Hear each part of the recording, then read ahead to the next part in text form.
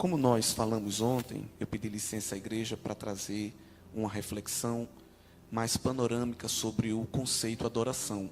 Hoje eu queria debruçar convosco mais especificamente no texto de João 4, onde foi escolhido o tema dessa santa reunião. Foi o versículo 23, que fala da verdadeira adoração, é uma palavra direta de Cristo. Mas aqui nós temos o encontro dele e um diálogo tremendo com a dita mulher samaritana. Não aleatoriamente, no capítulo 3, João registra outro encontro e outro diálogo de Jesus. Nesta feita com um homem chamado Nicodemos.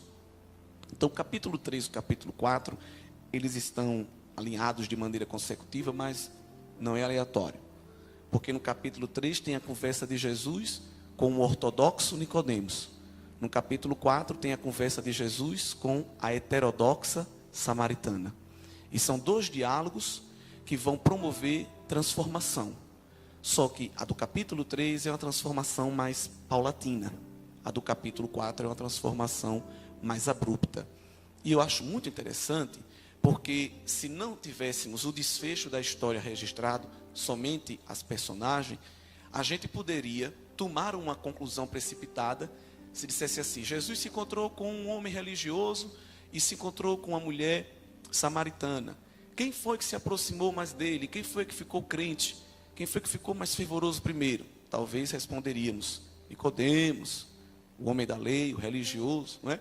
Mas o registro da palavra vem justamente para mostrar a maneira que Deus trabalha e a maneira que as pessoas respondem. O evangelista João, no capítulo 3, não economiza títulos para descrever Nicodemos. Já no versículo 1 diz que ele era um entre os fariseus, uma grande denominação religiosa judaica. Não para por aí, ainda neste verso, ele chama Nicodemos de príncipe dos judeus. Então ele era membro do alto escalão do Sinédrio, homem de alta patente, homem de divisas. Até o próprio Jesus, no verso 10, chama ele de mestre de Israel. Então até Jesus bate continência, digamos assim. E talvez, aproveitando da sua influência e do seu poder religioso, Nicodemos marca um encontro com Cristo. Um encontro marcado à noite, porque ele tinha vergonha de se expor tendo contato com o Nazareno, o Galileu. A gente sabe que a principal oposição levantada contra Cristo vinha da congregação judaica. Só que Nicodemos, não sabemos se motivado já pelo Espírito de Deus, ou movido por uma curiosidade, assentada num ceticismo, de tanto ver os milagres de Jesus, se sentiu interessado de ir lá conversar com ele. A conversa de Nicodemos era uma conversa meio que empírica. Ele queria fatos para comprovar uma possível fé. Tanto que do versículo 2 até o versículo 9, 6 vezes o verbo pode aparece. Nicodemos quer extrair de Jesus uma explicação de como as coisas funcionam. O modus operandi de Cristo. Como é que as coisas reagem baseado no seu modo de fazer. Ele quer explicações factuais para, dependendo da explicação e da argumentação de Jesus, se for plausível, se for satisfatória, ele concordar, aceitar e mover-se para uma fé mais próxima do Senhor. Só que Jesus, irmão, ele não se curva diante de ninguém, por maior que seja. Nicodemos talvez pensou que ia ter um tratamento VIP, por ser um dos príncipes dos fariseus. Que Jesus ia chegar todo quebrantado, dizendo: eita, eu não posso perder a oportunidade, não é todo dia que um fariseu me convoca para conversar, eu vou satisfazer a curiosidade desse homem, não é? Mas Jesus, ele vem justamente trazer um contraponto de peso ao intelecto de Nicodemos, que, sendo príncipe dos judeus, dominava a teologia, dominava a ciência das escrituras. E no verso 2 ele fala com Jesus, chama Jesus de mestre. Rabi, nós sabemos que tu és mestre vindo de Deus, porque ninguém pode Ninguém consegue fazer esses sinais se não vier de Deus, né? A fé dele já estava dando, quem sabe, os primeiros passos. E aí Jesus fala do novo nascimento, diz: só consegue fazer essas coisas quem nasce de novo, quem nasce novamente. E era um homem tão inteligente, Nicodemos, mas a sua inteligência era puramente do ponto de vista material, terreno. Ele não tinha ainda o senso espiritual muito aguçado. E aí faz uma pergunta boba a Jesus: tem como nascer de novo, já sendo grande, já sendo velho? Como é que eu vou voltar para a barriga da minha mãe? E Jesus olha assim e diz: bobinho, você não entende as coisas de Deus? Você não é mestre em Israel? Você não é doutor em teologia? Você não fez um PhD em divindade? Tem anel aí no dedo? Tem diploma lá na parede? Não entende as coisas de Deus? E Jesus, como grande pedagogo, cheio de didática, aproveita que à noite o vento soprava mais, né? No alpendre da casa, no segundo andar, e diz: está vendo o vento? Assim é quem nasce das coisas de Deus. Ele sopra, você não sabe de onde vem, não sabe para onde vai, você não vê, mas você vê que ele é real, você sente que ele é real. Há um movimento. Assim é quem é nascido do Espírito. E Paulo entendeu isso bem quando escreve a segunda carta aos Coríntios, dizendo que o homem carnal não pode entender as coisas espirituais, mas o espiritual discerne tudo, e por ninguém pode ser discernido. Jesus convida Nicodemos a uma fé, a um salto de fé, do material para o espiritual, do natural para o sobrenatural, do carnal para o espiritual. O salto de fé que Jesus convida Nicodemos a tomar é tão grande que Jesus vai embora e deixa a cabeça de Nicodemos cheia de pensamentos. Ele vai ficar martelando ali. Ele não vai se debruçar em adoração, porque do versículo 5 até o versículo 21 é o discurso de Jesus. Nicodemos aqui não vai se prostrar, não vai chamar Jesus de Senhor, não vai se derramar, não vai chorar, não vai dar glória a Deus. Eita papai, eu recebo, eu estou sentindo, nada disso. Ele fica só ouvindo. E é um perigo quando a gente às vezes quer medir a fé de alguém por aparentes reações externas, ainda no conceito de adoração. Mas a palavra que Jesus deu para Nicodemos não voltou vazia. Lá na frente, a gente vai ver uma nova postura em Nicodemos, em meio aos seus colegas do Sinédrio. Jesus deixa uma pulga atrás da orelha de Nicodemos, para ele ficar meditando nas coisas de Deus. Só que no capítulo 4, o diálogo agora é diferente. Jesus chega ao meio-dia, sol caustigante, região desértica. Jesus humano sentindo fome, pede para os discípulos ir numa mercearia comprar alguma coisa. E Jesus é fantástico, porque estava em território samaritano, e pede para os discípulos ir no mercadinho de um samaritano comprar comida. Com certeza eu penso que no caminho eles foram cochichando: isso existe? A gente vai comer comida que esse povo vende, não é? Se a gente soubesse disso, não tinha vindo por aqui, a gente tinha rodeado pelo Jordão, como eles costumavam fazer. Jesus pega a rota improvável para um judeu fazer. Quando chega na beira do tanque, um local impróprio para ele descansar, porque não tinha sombra, ele encontra com a mulher samaritana e já inicia um diálogo com ela. É tão assustador a postura que Jesus toma, que a mulher fica até inquieta. Quando Jesus olha para ela, aí no capítulo 4 e no versículo 7, e Jesus diz: eu quero água. E ela olha para ele e diz: você é louco? Como é que você está conversando comigo? Até porque um judeu, o judeu mesmo ortodoxo, ele não conversava em público nem com a própria esposa. Um homem conversar com uma mulher, mesmo sendo judeu, já não era bem visto pelaquela sociedade da época.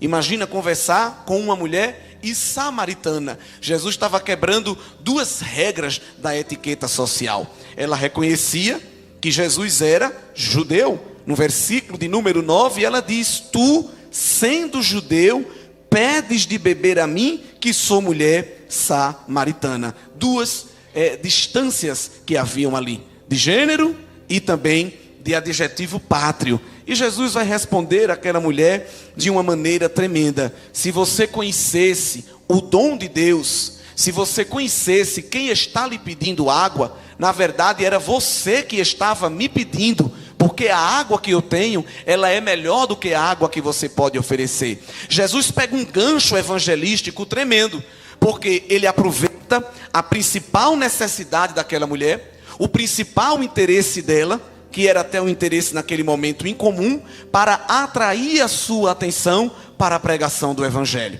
Jesus chama a atenção dela para a água, só que a água que o Senhor estava apresentando era água espiritual, e a mulher ainda estava no plano terreno, porque quem não tem comunhão com Cristo, quem não tem comunhão com Deus, com o Espírito Santo, ainda não entende as coisas espirituais. Só quando nós somos regenerados, justificados, santificados, o Espírito Santo passa a habitar em nós, as escamas dos olhos caem, o nosso pensamento se torna cativo ao de Cristo, é que a gente começa a entender o mundo espiritual, irmãos. Não é faculdade, não tem curso, é AD, presencial, não tem técnica, não tem nada que possa fazer um homem adentrar no mundo espiritual, se não for aberta essa porta pelo próprio Deus. E quem estava querendo abrir aquela porta era o Senhor Jesus. Só que aquela mulher não reconhecia ele ainda como uma figura espiritual. Mas no verso 11, ela já percebe que ele alguém é maior, porque ela chama ele de Senhor. Só que ela olha no plano material e diz: olha, tu estás me oferecendo água, mas não tem nem um cântaro, não tem uma vasilha, não tem nem um copo, e o poço é profundo. É o poço que Jacó, o nosso pai, cavou. Aquele poço era milenar, aquele poço era icônico, era referencial, mas para Jesus nada mais era do que um tanque, nada mais era do que um tonel, porque era limitado. E no verso 12 ela pergunta: és tu maior do que Jacó? Porque Jacó cavou e deixou para nós esta herança. Só que Jesus era assim, o maior Jacó, um segundo Jacó, porque o primeiro cavava poços terrestres, o segundo Jacó, Cristo, cavava cisterna nos corações. E ela ia entender a maioridade espiritual de Jesus, a estatura espiritual de Jesus um pouco mais à frente. E Jesus tem paciência. Ele podia se transfigurar, soltar raio de fogo, soltar trovão, não é? Anjos podiam aparecer, mas o Senhor, ele não tem pressa para se revelar. Deus, ele é paciente. Ele tem uma maneira progressiva de ir se revelando a nós, de nos trazer para perto. Nós é que somos apressados, imediatistas, mas o Senhor, ele é eterno, ele não é preso pelo tempo, então ele vai agindo, ele vai dando provas, ele vai dando sinais, para não nos assustar, pelo contrário, para nos atrair. E aí no verso 13 o Senhor diz: olha, quem bebe desta água torna a ter sede, mas aquele que beber da água que eu lhe der nunca terá sede, porque a água que eu lhe der se fará nele uma fonte de água a jorrar para a vida eterna. Jesus estava falando de coisas espirituais, mas a mulher, ainda não regenerada, estava no plano material. Ele disse: então eu quero. Coisa boa, porque se tu me der essa água que jorra sem parar, eu não vou precisar mais vir no poço. Porque ela vinha no poço de meio-dia, porque não tinha uma boa convivência com as senhoras daquela cidade. Era uma mulher excluída por causa da sua vida desonesta, corrupta e imoral, que o próprio Jesus vai denunciar mais à frente. Agora tem muita gente que quer, eu disse ontem, a bênção de Deus sem um relacionamento com o Deus da bênção. E Deus não está aqui para ser só um fazedor de coisas, um dador de bênção, um entregador de vitória. Ele quer primeiramente relacionamento, ele quer comunhão, ele quer intimidade. E aí ela diz: eu quero essa água. Aí Jesus: quer? Então agora eu vou tratar no interior dela. Aí diz: vai chamar o teu marido, traz ele para cá, para receber a bênção também. Ela disse: agora o Senhor me pegou, o Senhor falou algo difícil para mim. E no verso de número 17 ela diz que não tem marido. Ela estava falando a verdade, e ela não sabia que essa verdade que ela falava para esconder o seu pecado. Vê que coisa tremenda, né? Porque quando ela diz: eu não tenho marido, ela pensa que Jesus vai dizer assim: ah, então tá bom, eu vou dar só a você. Ela estava confessando o pecado sem perceber. Ela disse: eu não tenho marido. Jesus: é verdade, tu não tem. Tu já tivesse 5 e esse aí que tu tá não é o teu. Ela disse: eita, vejo que és profeta. Porque a principal característica dos profetas do Antigo Testamento era denunciar o pecado. O que são os profetas de hoje? Irmã, eu estou vendo que Deus está lhe dando uma grande vitória. Aqui está o meu Pix. Passe uma porcentagem da vitória quando Deus lhe abençoar, não é? Irmão, eu estou sentindo que Deus está mandando você me abençoar. Os profetas de hoje é assim, né? Olha, irmão, o Espírito Santo tocou no meu coração para você me dar uma bênção, né? Esses são os profetas de hoje. Mas os profetas veterotestamentários, o homem da palavra, eram homens que denunciavam o pecado e apontavam o remédio, apontavam a solução. A igreja não pode se apartar dessa voz profética. Não é a profecia do aguarde a surpresa, aguarde de repente, aguarde o rebuliço. Não, é a profecia de convertei-vos, vocês estão mal, Deus não está se agradando, mas há uma porta aberta de solução, há um remédio para o pecado, há o sangue de Cristo. Essa voz profética não pode se calar. E Jesus profetiza, Jesus denuncia o pecado e diz: é verdade, tua vida está uma bagunça. E aí ela reconhece agora que Jesus é profeta. Diz: não, o Senhor entende dos mistérios, porque para o Senhor estar revelando a minha vida assim, o Senhor realmente tem que ter uma comunhão com Deus que conhece todas as coisas. Só que aí, irmãos, é uma coisa tremenda. Porque se essa mulher fosse essas pessoas de hoje, que quando são confrontadas com o pecado, levanta o dedo e diz: me respeite, eu vou lhe processar por constrangimento. Ela diz: já que ele é profeta, então eu vou aproveitar para colocar aqui uma pauta. Então o assunto era pecado. A mulher mudou a pauta da reunião, não para fugir do pecado, mas para tratar o pecado. Disse: já que tu és profeta e estás falando do meu pecado, eu quero resolver as minhas pendências. E aonde é que se resolvia a pendência? No templo, levando o sacrifício para expiar o pecado e pedir o perdão. Ela disse: já que tu és profeta, eu estou querendo saber o endereço da adoração. É porque há uma grande cisma teológica. Tem uns que dizem que é para adorar aqui em Gerizim, né, os samaritanos. Já os judeus dizem que é para adorar em Jerusalém. Me dá aí a localização. Me diz aonde é que eu posso ir para receber o perdão, para adorar, para me render, para quebrantar. Irmão, a mulher já estava agora no plano espiritual. Esqueceu da água, que era a primeira necessidade dela, e já estava agora pedindo para Jesus pegar a pá e cavar o seu coração para tornar ela esta fonte espiritual. Aí Jesus abre a porta da revelação. Porque onde tem quebrantamento, onde tem arrependimento, onde tem confissão de pecado, onde tem um homem se prostrando diante de Deus, exige transformação, existe liberação de perdão, existe vida eterna, vida abundante. Aí Jesus abre a porta da revelação e diz: mulher, eu vou abrir aqui uma brecha da revelação e vou falar uma verdade teológica tremenda para ti. A hora está chegando, e já é, porque já tem gente com um pé na nova aliança, né? Os discípulos já estavam se envolvendo nesta nova realidade. A hora está chegando, e agora é em que os verdadeiros adoradores, eles vão adorar ao Pai em espírito e em verdade. E não é neste monte, nem é naquele, porque a adoração é em espírito. Você vai poder adorar a Deus aonde você quiser, desde que o seu coração esteja verdadeiramente compungido, quebrantado, derramado na presença de Deus. Agora tem que ter um cuidado. Jesus aqui não estava falando de um universalismo ecumênico, de que todos os caminhos levam a Deus, de maneira alguma. Até porque a mulher no verso 25 diz assim: olha, eu sei que o Messias, que se chama o Cristo, vem, e quando ele vier, nos anunciará todas as coisas. Ela disse que sabia que a salvação vinha dos judeus. E é interessante que a origem do culto é exclusiva, mas a sua abrangência é tremenda, é universal. A salvação, o plano da redenção de Deus, se iniciou no meio do povo judeu através da encarnação de Cristo. Mas o alcance do sacrifício de Cristo é abrangente, é para todos os povos, é para todas as eras, é para todas as culturas. Chegou aqui no sul do Brasil. Para ali era uma terra remota. Somos aqui confins da terra, mas hoje há um povo aqui que levanta a mão, que dobra o joelho, que se prostra, que se rende, que chama ele de Yeshua HaMashiach. Olha que coisa tremenda. Até em hebraico a gente fala o nome dele. Por quê? Porque a salvação de Cristo também opera nas nossas vidas. O que eu acho interessante aqui na revelação progressiva de Jesus na vida da samaritana é que ela começa chamando Jesus de judeu no verso 9. No verso 12 ela pergunta se ele é maior do que Jacó. No verso 15 ela chama de Senhor. No verso 19 ela já chama ele de profeta. E no verso de número 29, depois que Jesus diz: a hora da adoração chegou e você pode adorar, O que era que aquela mulher tinha levado para encher no pulso? Um cântaro. Até o cântaro ela esquece. E sai correndo.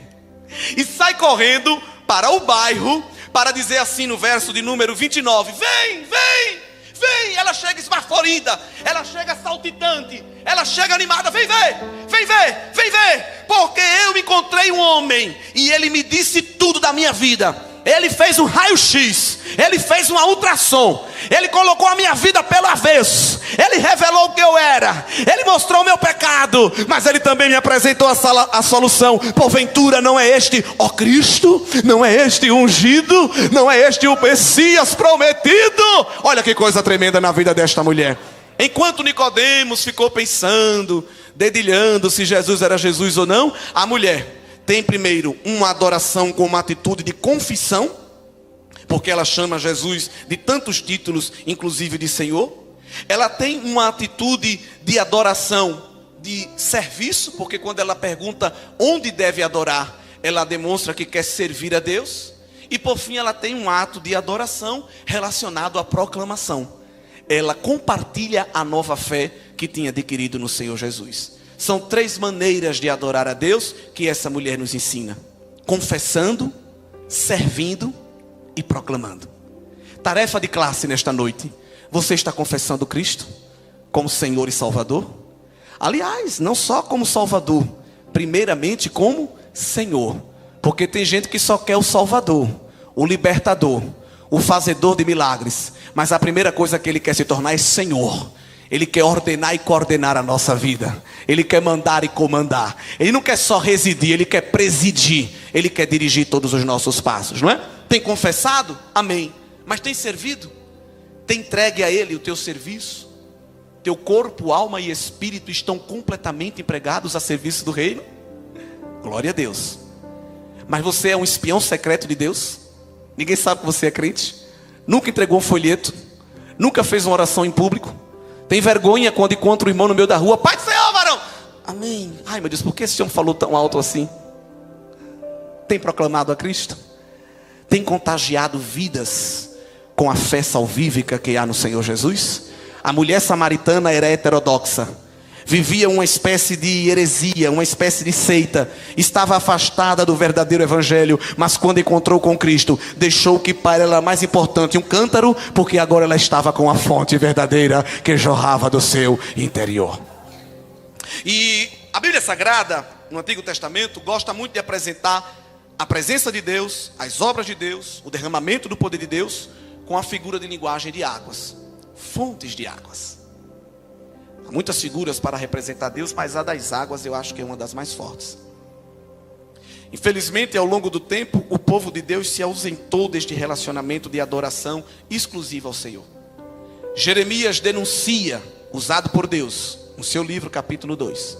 O meu povo fez 2 maldades. A mim me abandonaram e cavaram para si cisternas. Me abandonaram como manancial de águas vivas e cavaram cisternas rotas, rachadas, que não podem reter as águas.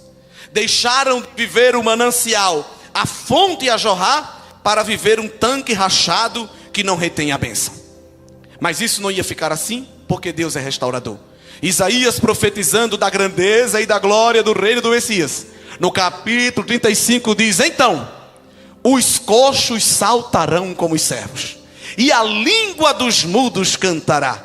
Águas arrebentarão no deserto e ribeiros no ermo. A terra seca se transformará em mananciais, e a terra sedenta em fontes de águas, e o Senhor é quem fará isso. Zacarias entra no mesmo espírito, e Deus lhe toma no capítulo 14 dizendo: naqueles dias correrão de Jerusalém rios de águas vivas para o mar oriental, para o mar ocidental, no estio, no inverno, isso sucederá. Vai ter água viva, vai ter no leste e no oeste, vai ter no verão e vai ter no inverno. A seca está acabando, a incredulidade, o comodismo, a inércia, a prostituição cultural, a frieza, a apostasia. O povo que está afastado vai chegar perto, porque a água de Deus vai tomar conta da terra. E esta água era Cristo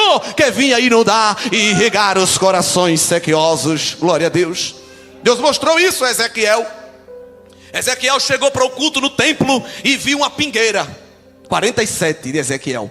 Plum, plum, plum. Da soleira da porta do templo. Tremendo, né? Essa visão de Ezequiel é das que eu mais gosto. Olha, irmão, um pinguinho de água. Só que tinha um anjo com um cordel na mão. Quando ele media, aquele pinguinho virou um ribeiro. E Ezequiel observou o que disse Zacarias: quem desprezará o dia das pequenas coisas? A obra de Deus começa com uma aparente goteira. Devagarzinho Deus vai trabalhando.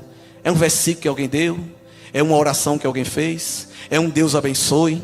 E alguém que é duro, seco, a água de Deus está lá, olha, goteira santa, vai molhando, vai amolecendo, vai quebrantando. Eu quero saber de igreja, e eu quero saber de evangelho. Isso é tudo fanático. Daqui a pouco vem no culto, né? Não fecha o olho, não levanta a mão, não cumpre a liturgia completa, mas está aqui dentro. E a goteira de Jeová está lá, aleluia. Mas aí Jeová diz: aumenta o nível, coloca mais água. E aí quem vem para dentro do ribeiro? O profeta. Aí o profeta fica com a água nos tornozelos. É aquele crente que sente a presença de Deus, não é? Ele até chora, enxuga a lágrima com o dedo mindinho, só um assim, lágrima cenográfica, né? Para dizer que chorou. Dá um glória a Deus lá pelas 8h30, depois que tanto o pregador mandou dar glória, ou o cantor, né? Deu, o pastor manda levantar. Para que fica levantando tanto nesse culto? Parece que está brincando de morto ou vivo. É o crente que tem água no tornozelo. Ele até se envolve, mas de maneira esporádica. É a adoração como ato fenômeno ou como ato evento, que eu disse ontem. Mas Deus, ele não tem tanque, ele tem fonte. E lá de onde a água vem, tem mais. Aí diz: roda mais, aí gira o cordel, aumenta o nível. Aí a água vem para o joelho, né? A água no joelho você já está envolvido, mas parcialmente. Você está no culto, você está no órgão, você veste a camisa, você até carrega a Bíblia, mas de vez em quando você sai, porque quando você está com água no joelho, você ainda tem força para ir contra a vazão, não é? Você ainda tem autonomia, mas Deus não quer a gente com autonomia, não. Deus quer a gente totalmente entregue a Ele. Aí diz ao anjo: aumenta o nível da água. Aí a água, aleluia, já está no lombo, aí já tem uma resistência. Você quer lutar com Deus, mas a vazão do Espírito é mais forte. É Ele que vai determinando para onde você vai, mas ainda está com a cabeça fora, o intelecto, a sede das vontades. Não, eu faço o que eu quero, faz nada, porque de onde vem tem mais. Aí Jeová diz: manda mais água. Aí Ezequiel diz: agora era tanta água que eu tinha que nadar, aleluia, eu não conseguia mais andar, agora eu estava tomado. Para onde eu me virava era a presença de Deus. Rios de água viva fluem da presença do Senhor para inundar o salvo em Cristo Jesus. E aonde este rio passa, ele produz vida. Ezequiel disse que aquele ribeiro, quando passava, numa margem e na outra, árvores cresciam, com fruto para alimento e com folha para remédio. Essa água tem um poder de sarar. Elas desembocavam no Mar Morto.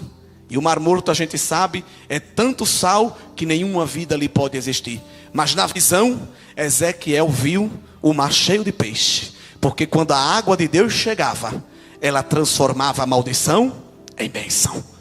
Imprestável, infrutífero, imoral. Mas quando é lavado pelas águas cristalinas, agora vive os valores morais e éticos do reino. Agora vive a honestidade. Agora vive uma vida de devoção, né? Falava mal dos outros, agora adora a Deus. Era fofoqueiro, agora é profeta. Era prostituto, agora vive uma vida de santidade. Comprava e não pagava, agora pega tudo que tem e oferta na igreja. É uma mudança radical. É tão radical que alguém olha e diz: o que é que está acontecendo? O que é que está acontecendo? O meu deserto virou tanque, aleluia. As águas de Deus invadiram o meu interior.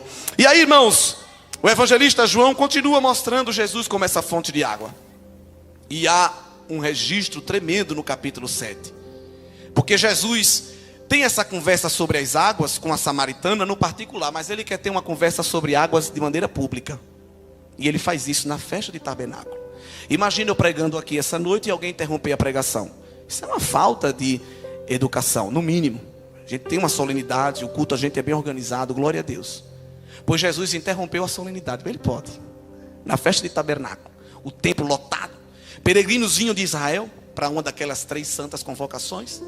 E no último dia da festa, o sacerdote, ele ia até o tanque de Siloé com uma espécie de jarra de ouro, pegava a água e vinha cantando os salmos do Iléu com o povo, adorando a Deus numa peregrinação. Quando chegava no templo, diante de toda aquela multidão, ele derramava aquela água numa espécie de bacia, de prato de prata, representando as profecias do Antigo Testamento sobre a efusão do Espírito, sobre o derramamento do Espírito Santo.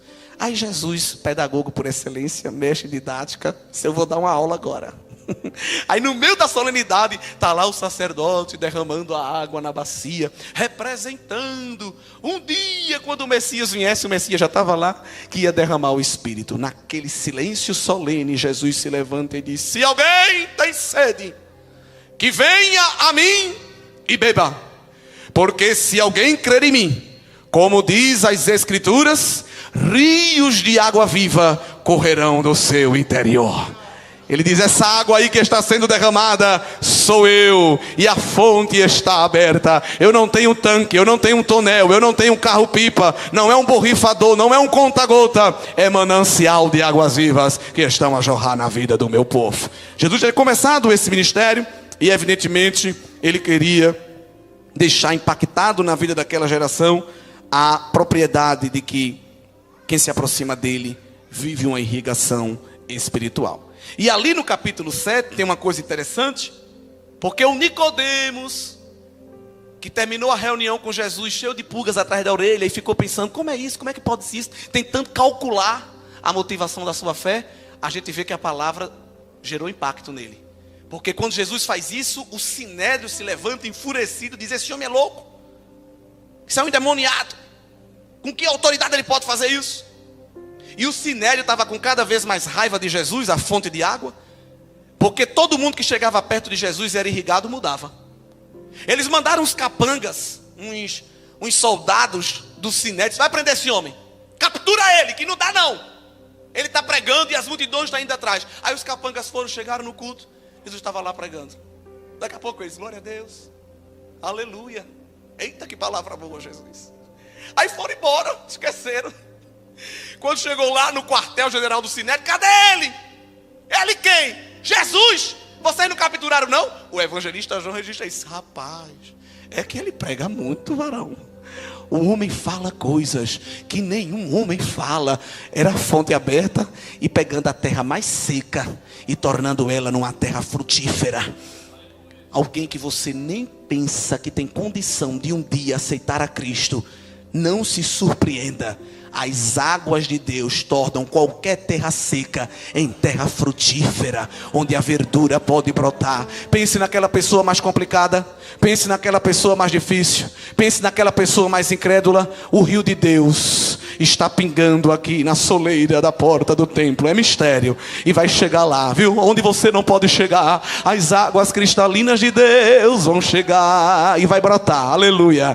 É seco, mas vai começar a brotar. Tu vai ver os brotos, vai ver os rebentos. Ai, Senhor, o que é isso? Isso, a minha presença está indo aonde você não pode ir, para transformar vidas e para impactar essa geração. Essa irrigação de Jesus na vida de Nicodemos é tremenda, porque quando o sinédrio se levanta querendo capturá-lo e querendo silenciá-lo, é Nicodemos no capítulo 7 que diz: tenham calma, o homem é pregador, ele fala coisas interessantes, e a gente primeiro tem que ouvi-lo antes de acusá-lo. Deus já estava quebrantando. E lá na frente, depois que Jesus é morto, quem é que vai se expor diante do Império Romano e do próprio sinédrio judaico para pedir permissão para cuidar do corpo de Jesus? Nicodemos. Então o que eu quero dizer aqui nesta noite, querida igreja, é que o tempo da resposta às vezes é diferente. Tem gente que responde rápido. Tem gente que, se receber um folheto, já está quebrantado. Gente que, se você diz assim: Jesus, ele já completa a frase: me ama, chorando. Mas tem um que é rocha, tem uns que é pedra, Tem uns que tem que levar muita martelada, mas a martelada da palavra quebra qualquer rocha. Este é o martelo que esmiuça a penha. E eu gosto da palavra esmiuçar, porque numa tradução ligeira significa tornar em farelo. Eita, que alguém é tão prepotente, alguém é tão altivo, tão orgulhoso. Eu sou assim, pronto, é nada. Deixa o martelo de Jeová da palavra bater, racha, quebra, se esfarela. E quando vira pó, que é a verdade como Deus nos vê, Ele nos vê como pó. Aí diz, está acabado, está nada. É porque o pó, quando junta com a água viva, vira massa, aleluia. E massa vai para a mão do oleiro. E massa na mão do oleiro tem forma que o oleiro quer. Tem formato para receber o tesouro. A estrutura é de barro, mas dentro tem tesouro, para que a excelência do poder seja de Deus e não seja nossa. Eu quero dizer, pelo poder da palavra, por esses dias vocês vão ver neste lugar, no meio da vossa parentela, no meio dos vossos amigos, muitas pedras serem esfareladas por Deus. Você crê nisso, irmão? Pense aí, aquela pessoa mais difícil. Deus, não sou eu, o Senhor está dizendo pela autoridade da palavra: eu martelarei a pedra, eu transformarei a sequidão de alguém em manancial. Vai adorar mais do que você, vai servir mais do que você, viu? Vai ser mais crente do que você. Você vai dizer, o que é isso? É água, que está jorrando da presença do Senhor Jesus. O que a samaritana fez? Ela se tornou uma missionária tão potente, que na primeira vez que Jesus vai no território de Decápolis, território samaritano, território gentil, ele só prega para ela. Mas na segunda vez que Jesus vai para o território de Decápolis, já tinha uma cruzada evangelística montada. Tremendo, né? E quem foi que passou com o carro de som anunciando? Vem aí o Messias, grande cruzada evangelística. A samaritana. Saiu espalhando. Olha, o homem é crente, o homem é ungido, o homem é profeta, o homem é salvador. Quer ver a prova disso? Olha aí o capítulo 4 e o versículo de número 39 na sua Bíblia. E muitos dos samaritanos daquela cidade creram nele pela palavra da mulher, pelo testemunho dela. Indo, pois, ter com ele os samaritanos, rogaram-lhe que ficasse com eles, e ficou ali 2 dias, e muito mais creram nele por causa da sua palavra. E diziam à mulher: agora já não é pelo que disseste que nós cremos, porque nós mesmo temos ouvido e sabemos que este é verdadeiramente o Cristo, o Salvador do mundo. Então, essa é a prova de que uma pessoa cheia de água viva de Deus, ela pode transformar a vida de toda cidade. Ela pode transformar a vida de um país. Na sua classe, na sua repartição, na sua parentela, o deserto vai ser transformado através de você, cântaro de Jeová. Glória a Deus, aleluia. Saia daqui irrigado esta noite, porque enquanto você adora, o Senhor te enche. Enquanto você adora, o Senhor te preenche e te faz um transformador de vidas pelo poder do Evangelho do Senhor Jesus.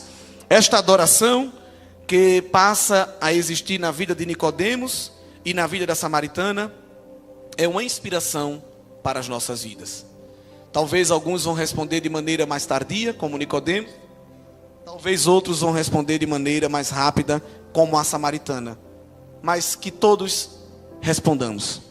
E que sejamos instrumentos de confissão, de serviço e de proclamação. Eu percebo que na igreja nós temos muita facilidade de confessar. Eu te amo, Jesus.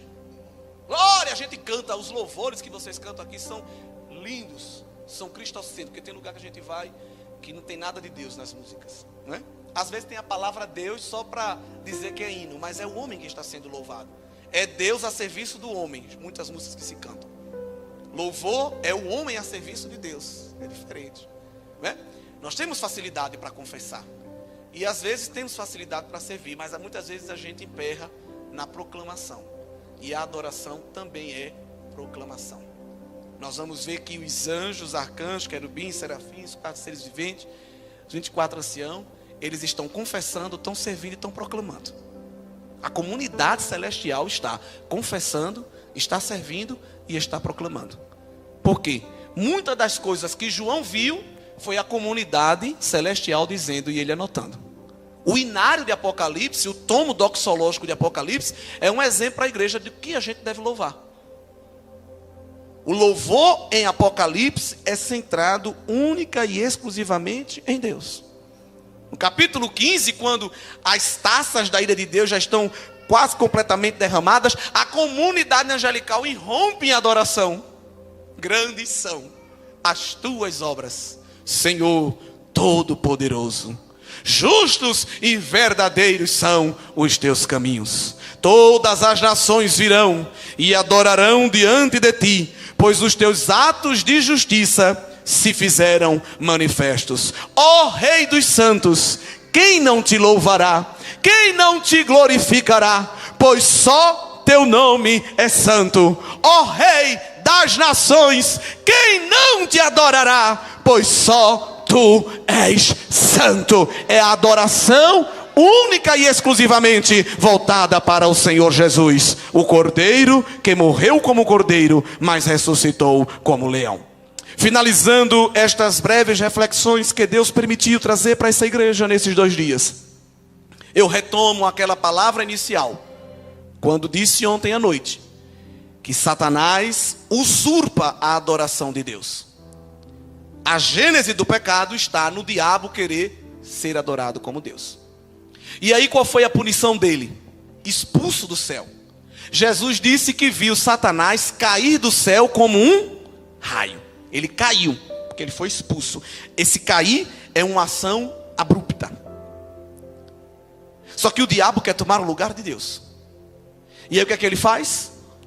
Ele lá no deserto, quando vai tentar Jesus, faz uma das propostas mais indecentes, ou eu até diria que é a proposta mais indecente da história da humanidade. Quando ele se encontra com Jesus e oferece Jesus a fazer o milagre para transformar a pedra em pão, e Jesus responde com a Bíblia dizendo que a alma dele já estava alimentada. Depois ele oferece a Jesus um show, mostrando que Jesus, se caísse, o Pai mandava anjo para livrar ele, se realmente ele era filho de Deus ou não. E Jesus mostrou que o seu ego estava vacinado, não precisava provar nada para o diabo. Mas aí ele vem com a proposta decente e diz: vem cá, leva Jesus para o alto, lhe mostra todos os reinos do mundo e as suas glórias, e diz: eu te darei tudo isto. E o que é que ele pede? Se prostrado me adorares. 2 palavras ali que Satanás usa. O prostrar-se, que é uma das palavras no grego para adoração. Adoração no Novo Testamento no grego é uma palavra que significa se inclinar para beijar os pés das divindades. Geralmente as divindades humanas, os deuses falsos, as pessoas se inclinavam para beijar os pés. Então se pega esse conceito de adoração como alguém que está inclinando-se diante de alguém que é maior, que é Deus.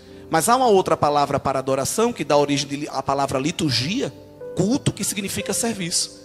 E na língua inglesa eu acho isso excelente, porque no inglês você não diz assim, eu vou ao culto, né? É service. Até nas placas não tem lá o horário do culto, é o horário do service, do serviço. Foi bem traduzido, porque culto é serviço. Então quando eu digo, eu vou ali hoje para Guaratuba para receber. Não, a gente não vem receber, a gente vem entregar. Porque culto não é recepção de bênção. Culto é entrega de serviço, né, de adoração. Agora, quando Deus se agrada do culto, por consequência, Ele termina nos fazendo os agrados. Ele abençoa, Ele cura, Ele livra, Ele protege, né? Ele abraça a nossa alma. Mas se eu venho para a igreja com a motivação de, eu vou lá para receber a minha vitória, por favor, refaça isso daí. Dê marcha ré, comece tudo de novo. Senhor, eu vou para lá entregar, eu vou ali adorar, eu vou ali fazer o meu serviço diante de ti, porque tu és digno, tu és único e exclusivamente digno da minha adoração. Aí Satanás diz para Jesus, te inclina e me serve. Prostrar-se e adorar. A palavra ali é servir. Olha o que o diabo estava pedindo para Jesus.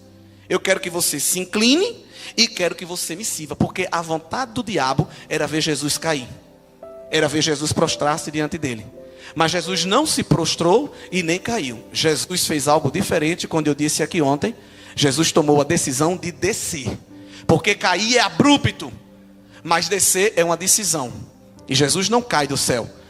Filipenses 2 diz que ele desceu, tomando a forma de homem.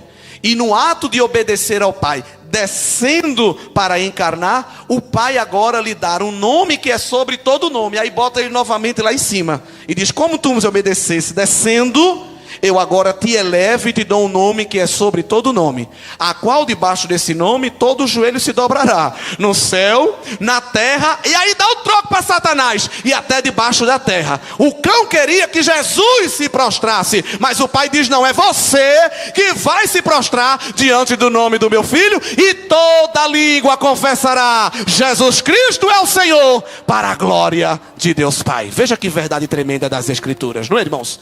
Então a vontade do diabo é que a gente se incline e que a gente se prostre. Mas aí em Mateus 4 e no verso 10 Jesus diz: não, somente ao Senhor teu Deus adorarás, e somente a Ele prestarás culto. Somente a Ele te inclinarás, te prostrarás, e somente a Ele servirás. O inimigo tem tanta vontade de ficar por cima, que em Efésios 6 o apóstolo Paulo diz que nós não lutamos contra carne e sangue.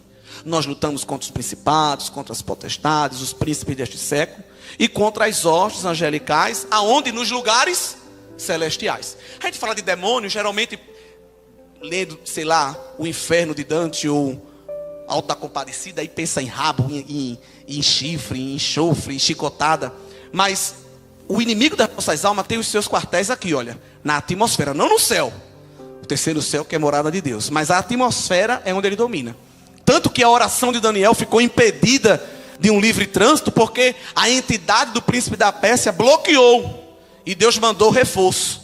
Mandou um ser angelical desbloquear para a oração subir e a resposta descer.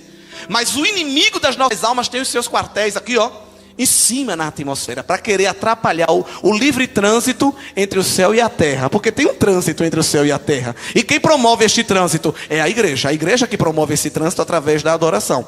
É por isso que, escrevendo a primeira carta aos Tessalonicenses, o apóstolo Paulo nos revela, inspirado pelo Espírito, que no arrebatamento vai ter um tríplice evento. Porque aonde é que vai ser o salão de embarque da igreja? Aonde é que a igreja vai embarcar? Onde é? Em Afonso Pena? Guarulhos? Não, onde é que a igreja vai embarcar? Aonde é o salão de embarque da igreja para estar nas bodas do Cordeiro? Nos ares. A gente vai se encontrar com Cristo nos ares. Só que é nos ares onde está essa bagunça das hostes espirituais dos lugares celestiais, lutando contra a igreja. É por isso que lá no capítulo de número 4 do 1 Tessalonicenses, o apóstolo Paulo diz: olha, quando for a hora do arrebatamento, vai ter toque de trombeta, vai ter voz de alarido e vai ter voz de arcanjo. Toque de trombeta no Antigo Testamento era chamando o povo para a guerra, os exércitos se aparelhar.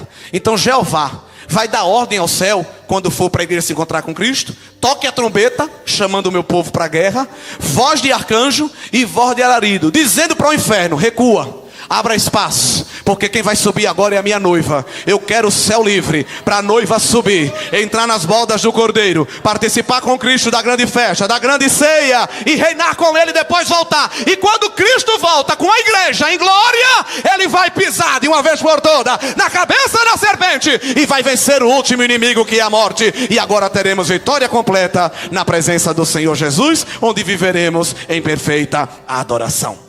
Hoje nós temos os ruídos da nossa adoração. O inferno vem trazer esses ruídos. O inimigo, o pecado, o sistema mundano da Babilônia vem trazer ruídos da nossa adoração. Mas vai servindo ao Senhor, vai confessando ao Senhor e vai proclamando ao Senhor, porque Ele vai te blindar dos ruídos da adoração. E já um pouquinho, aquele que nos libertou do poder do pecado e da influência da condenação do pecado, já pouquinho de tempo não tardará, Ele também vai nos livrar da presença do pecado. E aí nós vamos ver Ele como Ele é, e vamos adorar ao Senhor na beleza da sua santidade.